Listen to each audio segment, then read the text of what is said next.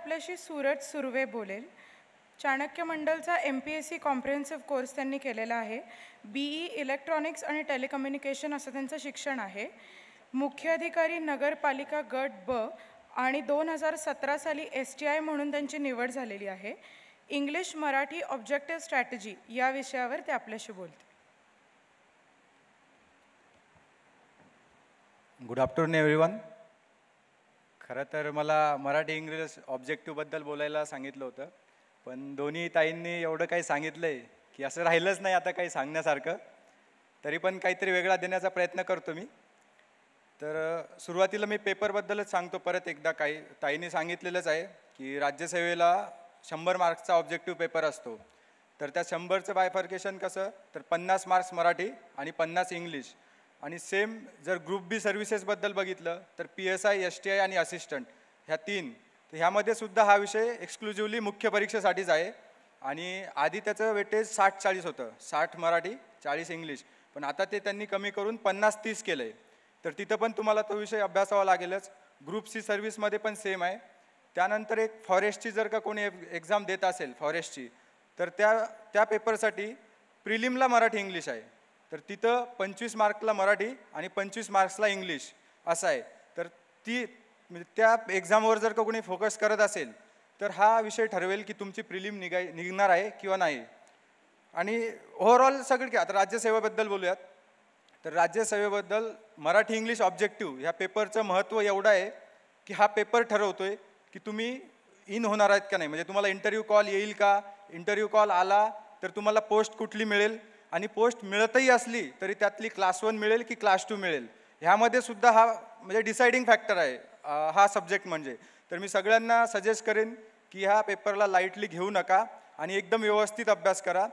तर काय वाचायचं आणि स्ट्रॅटेजी कशी असली पाहिजे हे मी थोडक्यात सांगतो. मराठीची भगवद्गीता म्हणजे मोरा वाळिंबे सरांचं पुस्तक. ह्या पुस्तकाचं अक्षरशः पारायण करायचं आहे तुम्हाला. ह्या पुस्तकाच्या बाहेर एक शब्दही वाचायचा नाही, ह्याच्या बाहेर काहीही येत नाही. पण हे पुस्तक, ह्यातला प्रत्येक कन्सेप्ट, प्रत्येक गोष्ट तुम्हाला लक्षात असली पाहिजे. काही गोष्टी ज्या पाठ करण्यासारख्या त्या पाठच असल्या पाहिजे, पण काही गोष्टी या त्या नुसता पाठ करून चालणार नाहीत, त्यांचा तुम्हाला कन्सेप्ट कळला पाहिजे. तर आधी तो कन्सेप्ट समजून घ्या. आणि जेव्हा कन्सेप्ट समजतो ना, तेव्हा तो कसाही क्वेश्चन असू द्या, तुम्ही विसरला जरी असला कितीही दिवसांनी जा, तुम्हाला तो आठवेल व्यवस्थित की काय असतं, म्हणजे नेमकं काय असतं. आता समास असेल, समजा उदाहरण समास असेल तर द्वंद्व समास काय असतो, म्हणजे त्या नावावरूनच कळतं. हे जर तुम्हाला थोडं म्हणजे चांगला अभ्यास असला तर त्या नावावरूनच कळतं की ह्यामध्ये असायला काय पाहिजे. ठीक आहे. तर एक कन्सेप्च्युअल क्लॅरिटी असण्यावर थोडा भर द्या. त्यानंतर इंग्लिशमध्ये तुम्हाला आता आधी मी म्हणेन की मराठी आणि इंग्लिश ह्या दोघांचा ॲनालॉगस स्टडी करा. तुम्ही इंग्लिश तुमचं कसंही असू द्या, वीक असू द्यात, स्ट्रॉंग असू द्यात, कसंही असू द्यात, आधी प्रत्येकाने मराठी ग्रामर परफेक्ट करायचं. जर का तुमचं मराठी ग्रामर परफेक्ट असेल किंवा चांगलं असेल तर तुम्हाला इंग्लिश एवढं अवघड जाणार नाही. आपलं बऱ्याच लोकांचं इंग्लिश वीक असतं. का असतं, त्याचं मूळ कारण आपल्याला मराठी ग्रामरच येत नसतं. जर का मराठी ग्रामर तुम्हाला नीट समजलं तर इंग्लिश ग्रामर समजायला अवघड नाही आहे. ॲनालॉगस स्टडी करायचा. जसं की आता समजा मराठीमध्ये विभक्ती असतात, नामांच्या विभक्ती असतात. आता इंग्लिशमध्ये तेच बघितलं तर केसेस ऑफ नाऊन म्हणतो त्याला आपण. ह्या गोष्टी जेव्हा तुम्ही कोरिलेट करू शकता तेव्हा तुम्हाला ऑटोमॅटिक कळत जाते. आता तुम्हाला 4 सेंटेन्सेस दिले असले आणि विचारलं ह्यातली डेटिव्ह केस कोणती आहे, ऑब्जेक्टिव्ह केस कोणती आहे, तुम्हाला नाही कळणार डायरेक्ट. पण हे कळलं पाहिजे. इकडली इंग्लिशमधली नॉमिनेटिव्ह केस म्हणजे आपली मराठीतली प्रथमा विभक्ती असते. इकडली ॲक्युजेटिव्ह किंवा ऑब्जेक्टिव्ह केस म्हणजे तिकडली द्वितीय विभक्ती असते. इकडली डेटिव्ह केस म्हणजे तिकडली चतुर्थी विभक्ती असते. इकडे होकेटिव्ह म्हणजे तिकडे तर हे जेव्हा तुम्ही मराठीत वाचता तेव्हा हे ऑटोमॅटिक तुम्हाला इंग्लिशमध्ये अवघड जात नाही. की कसेही सेंटेन्स असू द्या तुम्हाला लगेच कळतं जर का तुमचे मराठीचे कन्सेप्ट क्लिअर असतील तर. प्रत्येक गोष्ट आधी मराठी ग्रामर करायचा आणि ॲनालॉगस स्टडी इंग्लिशचा करायचा. ह्यानी खूप सोपं होतं. आणि मग इंग्लिशची भीती बिलकुल बाळगायची नाही. कोणाला म्हणजे कितीही असू द्या. आता माझं स्वतःचं उदाहरण मी सांगतो की मला मी उगाच शहाणपणा, म्हणजे मला वाटत होतं की मी खूप शहाण आहे, असं वाटायचं मला की माझं इंग्लिश खूप चांगलं आहे. तर झालं काय, मी मागच्या वेळेस मला वाटायचं माझं खूप स्ट्रॉंग आहे, असं नाही आहे ॲक्च्युली. पण मी STIचा जेव्हा मेन्स दिली तेव्हा मी असंच गेलो, म्हणजे उगाचच मला शहाणपणा वाटायचं की मी खूप हुशार आहे. आणि तेव्हा बघितलं मी तर मला 66 मार्क्स आले तेव्हा STI मेन्सला. पण हा माझा स्ट्रॉंग विषय होता. मी झालो सिलेक्ट ती वेगळी गोष्ट आहे, बाकी GSला स्कोअर असल्यामुळे. पण ह्याचं दुःख होतं मला की मी याला स्ट्रॉंग विषय समजतोय आणि मला याच्यात 66 पडत आहेत आणि काही मुलं आहे की 75-80पर्यंत मार्क्स घेत आहेत. तर मी अक्षरशः मला 3-4 दिवस अभ्यासच झाला नाही ह्या गोष्टीमुळे. मी घरी आलो, मी काहीच अभ्यास नाही केला, सगळा अभ्यास सोडून दिला की मला ह्या विषयात कमी का पडलेत मार्क. मी गेलो, माझ्या आधीच्या जे काही मेन्स दिले असतील मी त्या सगळे क्वेश्चन पेपर काढले आधी. मला it was embarrassing for me. Question paper काढले, मी आधी माझ्या स्वतःच्या चुका शोधल्या. असं काय झालं की मला एवढे कमी मार्क्स पडले, मी काय चुक. तर लक्षात आलं की मी साधे आर्टिकल्स असतात आपले ए एन दी कुठं वापरायचे काय हे माहीत असतं, पण तो प्रेशर असा असतं ना, त्या एका तासात आपल्याला किती 100 क्वेश्चन्स करायचे, म्हणजे 60 मिनिटात 100 क्वेश्चन्स करायचे.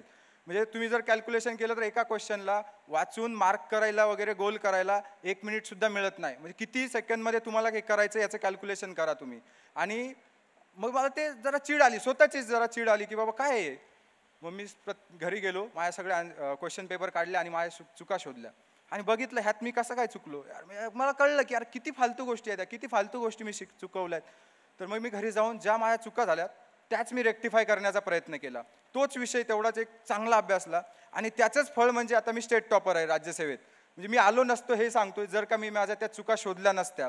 तर प्रत्येकाने हेच करायचं, कुठलाही विषय असू द्या आपापल्या चुका शोधा.